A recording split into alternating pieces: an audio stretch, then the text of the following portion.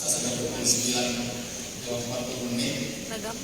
Kegiatan kami dari pagi sama pagi dilakukan dengan berbeda.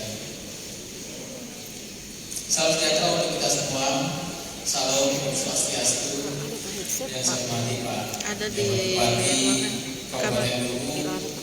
Dan kami di sama Ibu Ita wajah tak yang kelihatan ya, supaya kelihatan Pak Kapolres. Bapak Kepala Yang mana di air kok di situ yang mana ini air tak ya? Ayo kelihatan belakangnya. Bapak Kepala DB Komisi Spesial, jadi orang-orang hebat semua ini. Bantunya banyak. Dan saya hormati juga rekan saya Pak Kajari Kabupaten Luwu, Pak Sekda, juga Pak Kadis Pendidikan Kabupaten Luwu yang mempunyai acara, kita seluruh segenap rekan-rekan kepala OPD pemerintah Kabupaten Luwu yang kesempatan hadir, juga seluruh teman-teman pengawas, video tuh kita itu rais itu. Alhamdulillah, dan pada malam hari ini masih tetap semangat untuk mengikuti acara yang mudah-mudahan juga bisa memberikan manfaat bagi kemajuan pendidikan di Kabupaten Luwu. Tujuan kita satu. Kenapa ya? Nah, Bapak Ibu sekalian, saya mau menyampaikan beberapa hal mungkin. Yang pertama bahwa kita semua, saya pribadi juga termasuk, saya merasakan mungkin laku ya, bahasa yang familiar yang saya kenalkan. Korban laku, korban, nah ini kita pelaku.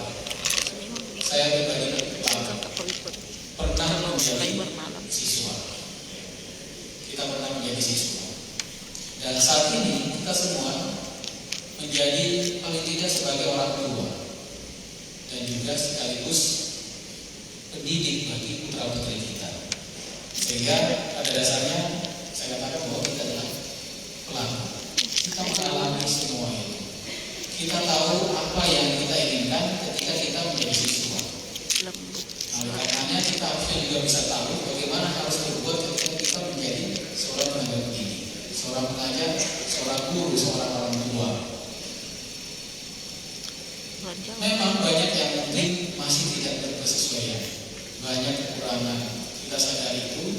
Tapi apa yang kita lakukan malam ini, positif, mudah-mudahan dengan komunitas belajar yang ada, kedepannya semakin maju.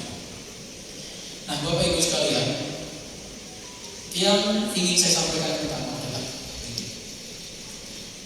beberapa metode pembelajaran yang sudah saya pernah alami juga, dan mungkin teman-teman sekalian juga pernah rasakan bersama. Memperhatikan beberapa aspek selain aspek akademik. Ada dua aspek lainnya yang selalu juga menjadi perhatian di setiap lembaga pendidikan selain aspek akademik yang diajarkan. Ada yang namanya aspek mental kepribadian. Kemudian yang ketiga ada aspek keselamatan jasmani, kesehatan, lebih kepada kesehatan. Nah, kenapa ini penting saya sampaikan Bapak Ibu sekalian? Kami di kepolisian ini masih sering menghadapi kasus-kasus kejahatan yang melibatkan anak-anak, melibatkan pelajar, anak sekolah, SMA, SMP, ya, kisah SMP, SMA, SD, ya sedikit jalan, SMP atau SMA. Sebagai pelaku kenakalan yang dikategorikan dengan anak adalah seorang yang belum berusia 18 tahun. Jadi 18 tahun ke bawah itu kita kategorikan sebagai anak. Berarti mereka yang masih duduk di bangku SMA, SMP itu semua adalah anak. Tetapi banyak yang kami temukan terlibat dalam kenakalan remaja. Bahkan tidak pidana, penganiayaan, perkelahian, pengeroyokan masih sering terjadi. Mohon maaf Bapak Ibu sekalian, tolong koreksi kalau saya salah. Saya juga orang Makassar. sering kita doktrin anak-anak kita terkait dengan budaya kita, sirik atau tidak. Masalah sirik atau tidak. Yang mau dipermalukan, kalau ada yang mempermalukan, cool. Gampang gitu. Apalagi ada kita laki-laki, ya, yang mau dipermalukan ya, kalau ada yang kasih gitu, masuk. Siapa ketua Demokrat? Jangan mau dipermalukan. Kurang lebih seperti itu. Sirik Siapa apa ketua ini? Siapa ketua ini? Selalu arti sirik apa itu selalu datang dari luar, dipakai sendiri. Kita nggak mau dipakai sendiri. Kita nggak mau dipermalukan. Itu doktrin kita kepada anak kita. Kita lupa bahwa kadang-kadang masalah sirik itu juga tidak selalu disebabkan oleh faktor dari luar.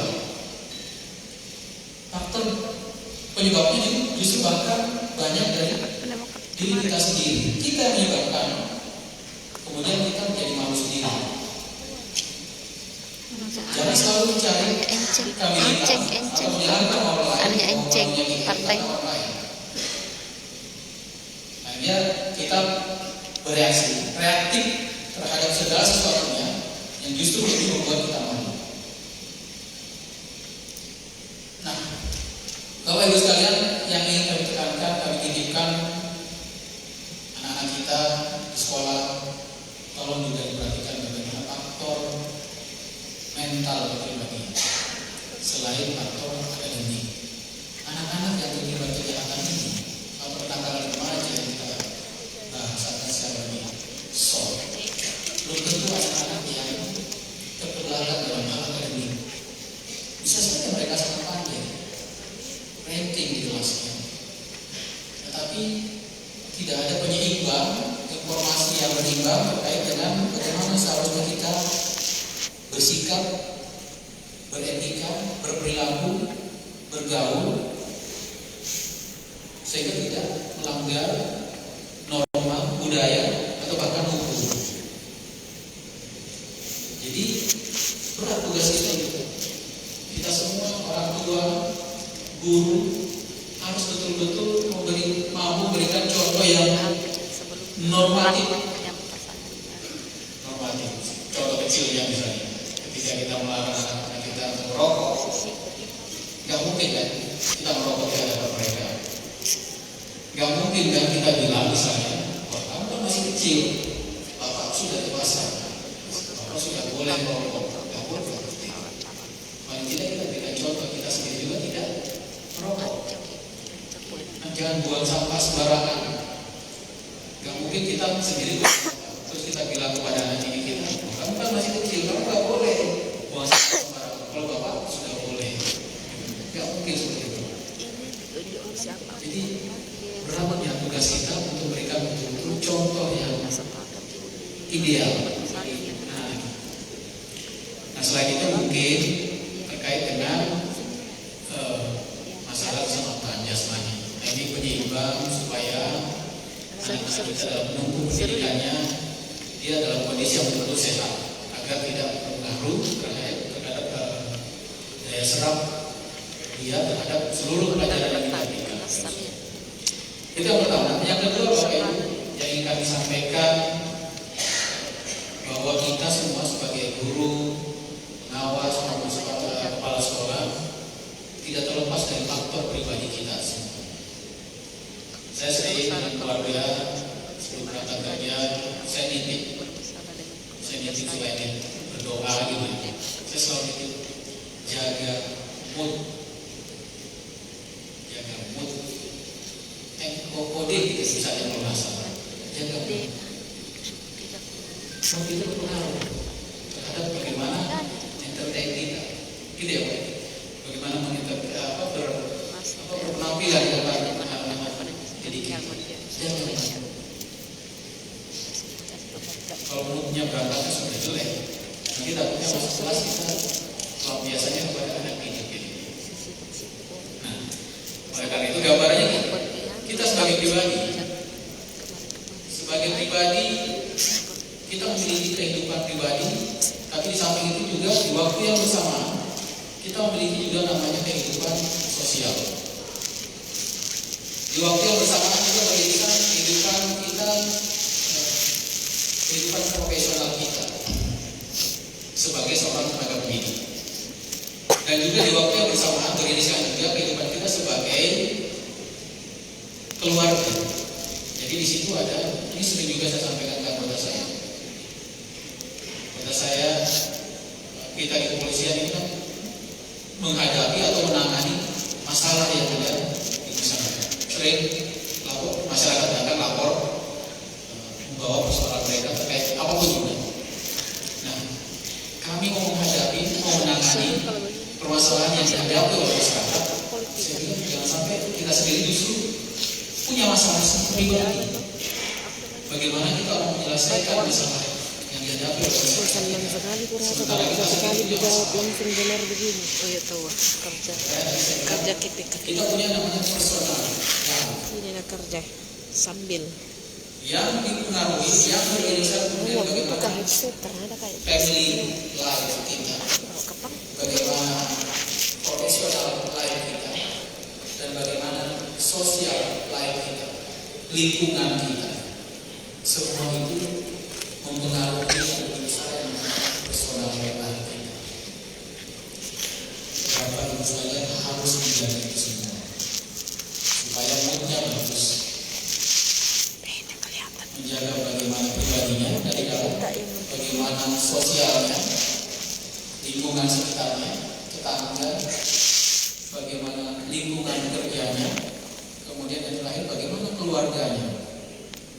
Itu yang Bapak Ibu sekalian harus jaga sebelum kita kemudian perform di depan anak didik kita semua. Jadi agar tujuan yang kita inginkan betul-betul bisa tercapai dengan baik terhadap anak didik kita, saya titip ini.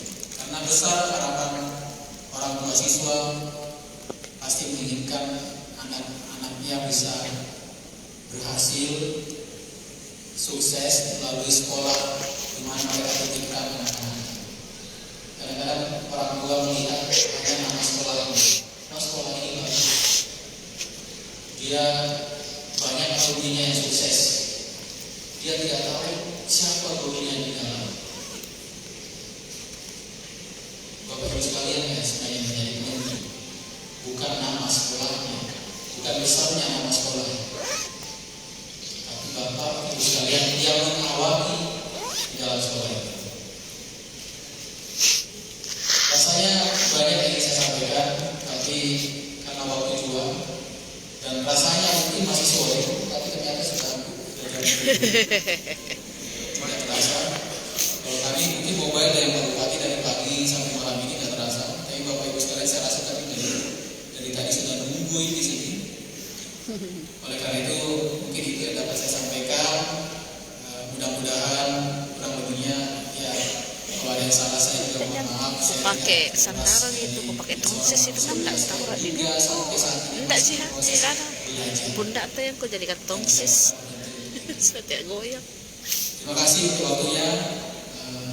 Sekali lagi mohon maaf atas segala kekurangan saya beri. Tidak ada pantun sekali lagi. Wassalamualaikum Saya bantu Pak pantunnya. Sekali lagi boleh tepuk tangan yang paling meriah untuk Bapak AKBP Arisandi Esa STKMSI yang juga sudah memberikan sambutan dan arahan pada malam hari ini. Bapak Ibu yang berbahagia, tamu undangan yang kami hormati, jika Kapolres tidak memiliki pantun, harusnya izin komandan, harusnya nyanyi komandan malam hari ini. Oh alasan, terima kasih banyak Pak Komandan. Oke baik, selanjutnya kita bersama-sama akan mendengarkan sambutan dan juga arahan. Kali ini akan disampaikan oleh Kepala Kejaksaan Negeri Luwu kepada yang terhormat Bapak Sulmar Adi Surya SHMH dengan hormat disilakan.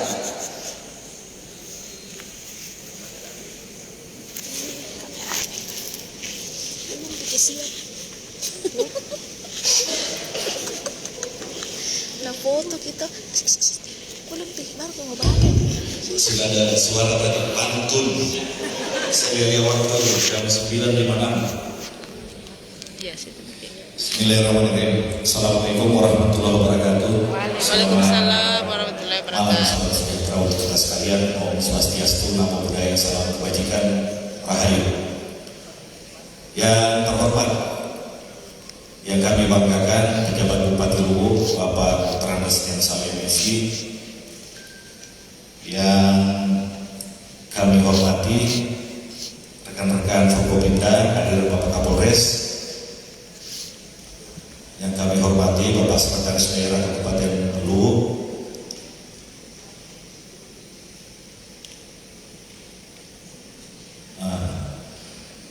Mohon izin jika penyebutan gelar atau nama salah Bapak.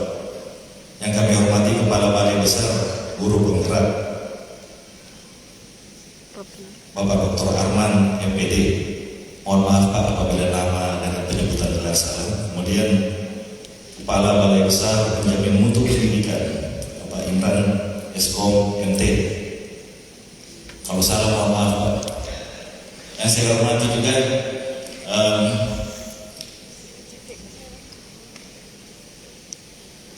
pejabat pada lingkungan Dinas Pendidikan Kabupaten Luwu,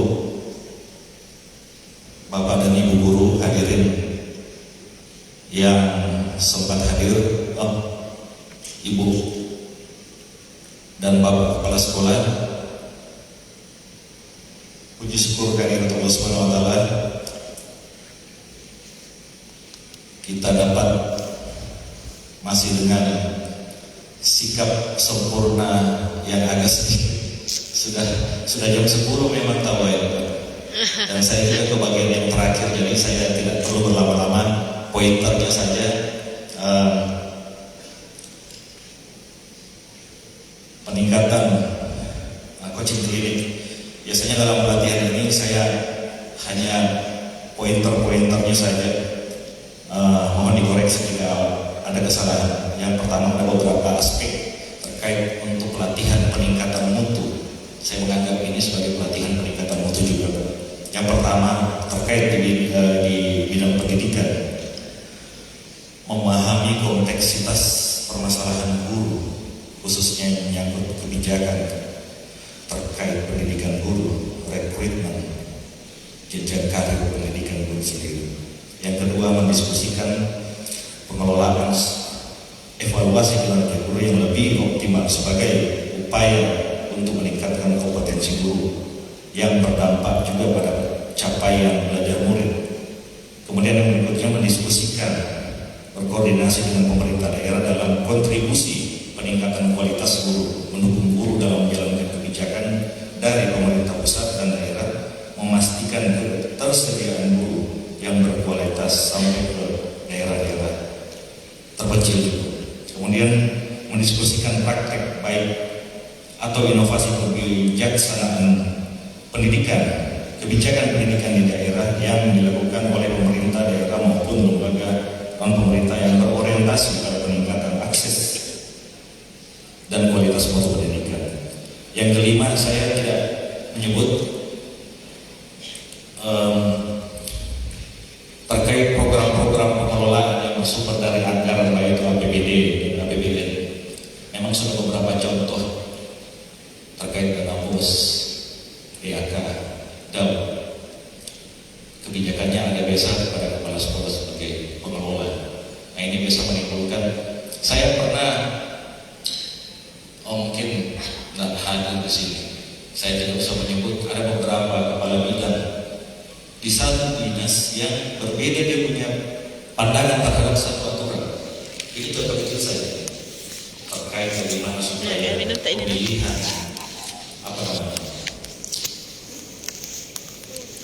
kualitas pihak ketiga, bagaimana kita menilai dalam satu aturan itu. Aturannya sudah ada, tetapi dari dua kepala bidang ini sendiri berbeda pemahaman. Itu satu contoh saja. Kemudian yang kedua, mohon maaf, kami sudah dalam tatanan dalam rangka ada kesalahan terhadap pengelolaan dana bos di satu sekolah. Saya tidak bercerita tentang itu, tetapi ini menjadi sebuah bukan juga kehati-hatian, tetapi bagaimana kita memahami tentang acuan dalam pelaksanaan program itu sendiri. Yang ke berikutnya, yang keenam itu sama seperti yang Pak Kapolres sampaikan. Pendidikan ini memang bukan seluruhnya itu dilaksanakan di bangku sekolah, tetapi mulai anak persiapan untuk menuju melengkapi dia punya bekal untuk sekolah, makan pagi sampai kepada sekolah. Saya biasa melakukan seperti ini. Di kantor saya sendiri juga saya biasa budayakan yang ketiga. Berterima kasih pada saat kita sudah ditolong dan mohon maaf apabila kita merasa dasar.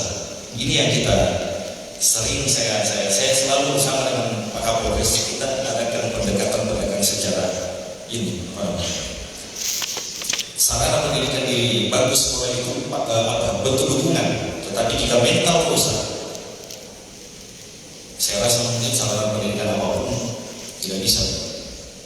Mental ini, mental yang memang harus dibangun begitu anak membuka mata.